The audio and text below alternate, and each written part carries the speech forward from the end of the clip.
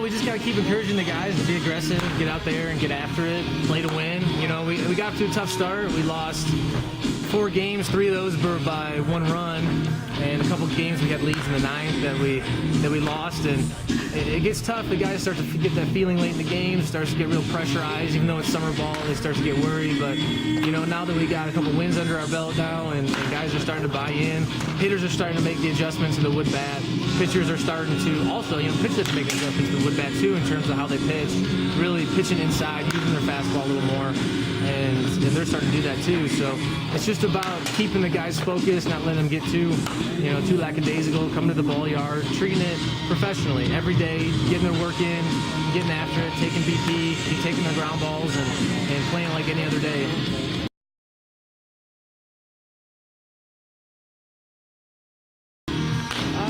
You know, that's difficult to say. You know, we go out and we get, you know, really we handpick the team. You know what I mean? We're handpicking these guys. We're looking for, you know, the best ball players that have come out of the area, and then beyond that nationally. So, you know, I can't say that I'm surprised with anyone's success at this point, because, you know, we going out and we got a lot of really good ball players. You know, guys that have lived up to those expectations would include guys like Ben Ballantyne, who came from the University of Michigan, a big right-hander who threw the ball very well in his first outing. He's going to pitch tonight for us. Austin Wolf, who's a true freshman at Tennessee Tech. And he can play second base, he can play third base, and he can play in the outfield. And he's a really scrappy hitter at the plate. He's not going to strike out much. He's going to draw walks and put the ball in play, spray the ball over the field. Those guys, you know, have been everything that they've been made out to be. And then of course, you know, you have guys like Kevin Smith, who has really anchored our offense and our defense so far. John Solzicki swung the bat since he's been here, and that's just to name a few. You know, we've had a lot of really good stories so far, and guys are really just getting better. So we're just scratching the surface.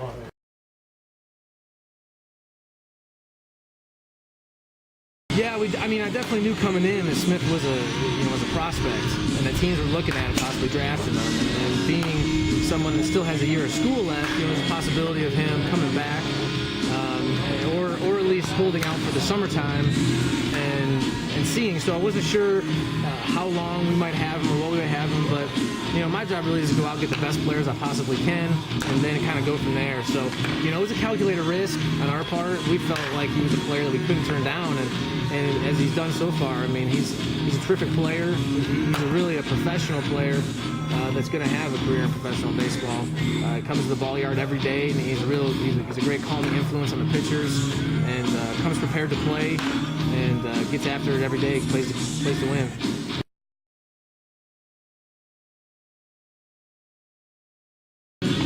Solzicki comes from a great UConn program. He's a versatile player in that he's a catcher as well as a first baseman, so he's helped us out. He's going to help us out at both spots.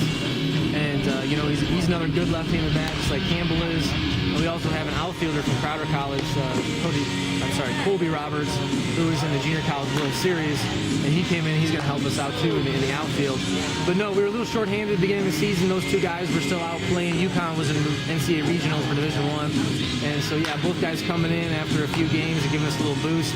Not just in terms of manpower, having extra guys in the lineup, but they're both very good players, and they give us the opportunity to rest guys, because the college kids are used to playing, you know, 3 to 4 days a week, and then now we're playing 6 or 7 days a week, and it's difficult with the schedule and the travel and getting to the ballpark and putting the work in every day. You really need to give guys rest.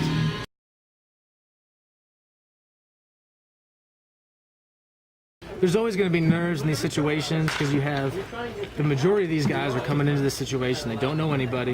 It's a new surroundings, new ballparks, new competition, and for probably 90% of these guys, they never really played in front of a crowd that's loud and into the game. You know, most of them are used to just kind of playing in front of their parents, or maybe a few local fans, some students, a straggler at their college.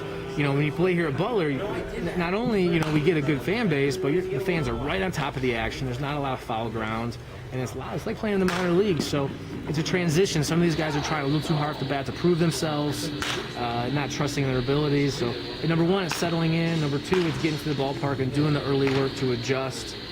to the ballpark, adjust to the level of competition offensively and pitching, and also, fielding. And we've been doing that since we've had a few games at home. We had a chance to get the infielders and the outfielders and catchers in to do some early work.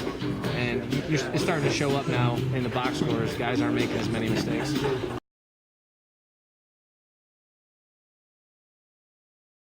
Road trips are always difficult. You're playing in unfamiliar, just kind of like how these guys start the season. You're playing in an unfamiliar stadium. You're playing in front of fans you never played in front of before. But the difference is that now our team, we got a good chemistry already. We've been together for a little over a week now, and guys get along well. So guys are feeling comfortable, ready to get after it.